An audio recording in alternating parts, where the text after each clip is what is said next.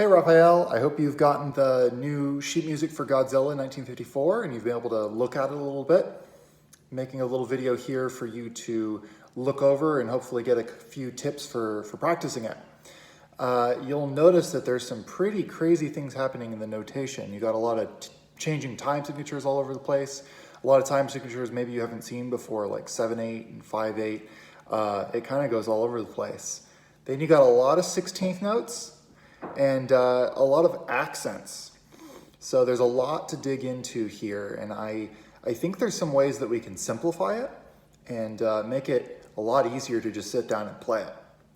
Okay, so first of all, with these accents, notice that between the repeat signs, so from measure 2 up until, up until the very last line, right, up until 13, from measure 2 to measure 13, every accent you have is on either a C or a D. So it's really just a way of emphasizing those two notes.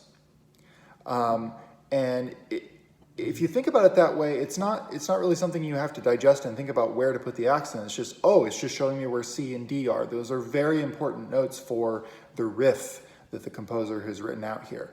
So if you can just really hammer on the C's and D's, I think that'll help you with the rhythm.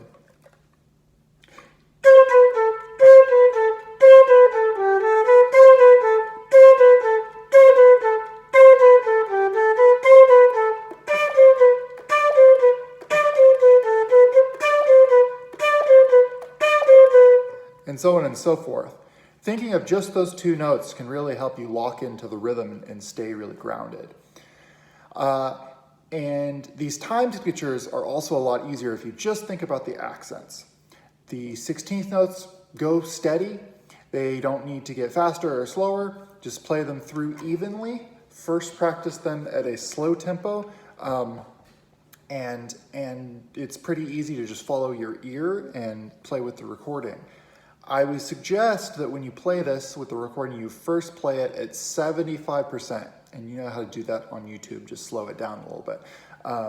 And so I wanted to just do a quick example of that. Let me get this going at 75%. And I'll play a little bit, and I'm really gonna focus on those C's and D's.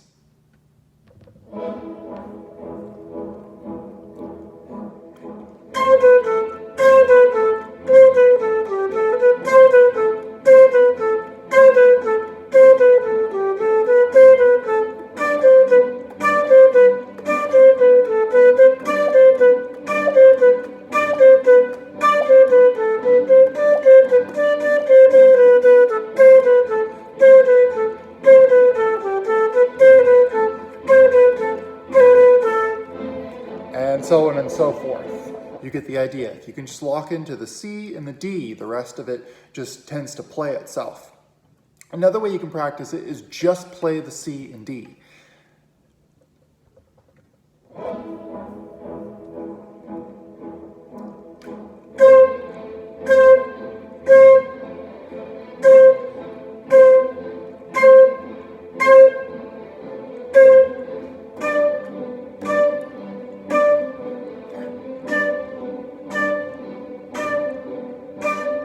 So all I'm doing there is playing the notes with accents, and the rest of the notes just kind of go by, but I'm abbreviating just playing the notes that are on the beat. Those really strong accents is the C and the D. Like I said, everything else tends to just fall into place if you do that, okay? So think about the C and the D, practice at 75%, okay? Couple things to watch out for in addition to that. You'll notice there are no rests in this whole thing. So where are we gonna breathe? We generally breathe if there's a rest or if there's maybe like a half note or something, but there's no room here, and it's just because it's written for strings, and strings don't have to breathe. They can just sit there and bow all day long. So we have to learn to do a quick breath. And a quick breath we put after the longest note we have, which in this case is just an eighth note. So we don't have very much time at all. But we have to be very quick when we breathe so that we don't slow down and that we don't come in late on the music. So say you go in measure 2 or 3 and you need a breath because you've been playing the whole first measure, whole second measure, you need your breath. I would breathe, you know, probably in measure 2 after that second eighth note A. Measure 2, second eighth note A. Try to breathe in there real quick before I get into those 6 16th notes that are going along.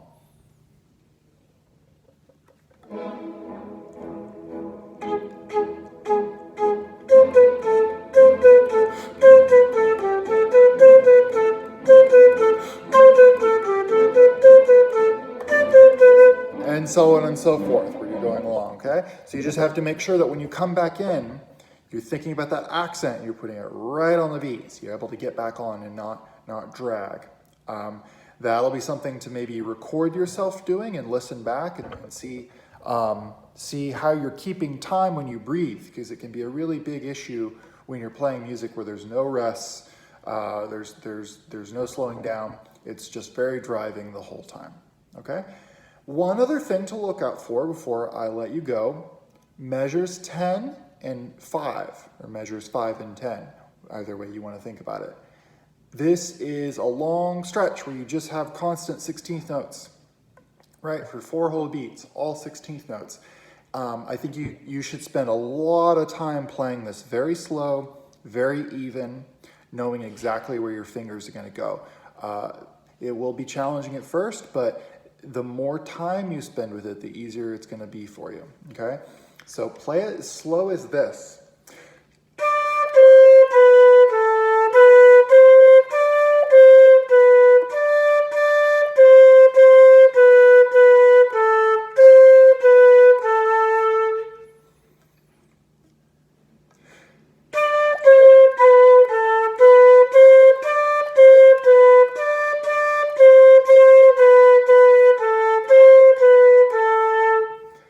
And then eventually you start to get a groove to it.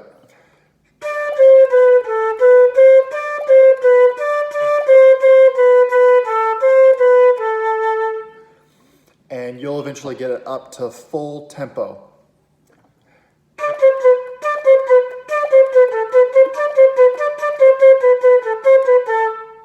But it's just about gaining enough familiarity with it.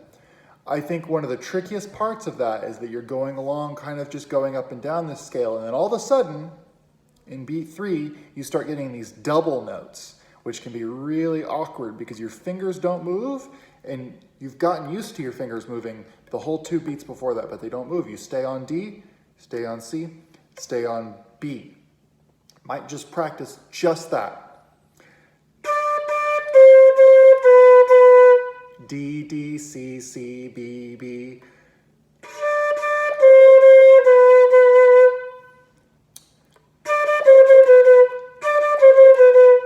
And then go back and try to slowly speed yourself up in the whole thing. Measure 5.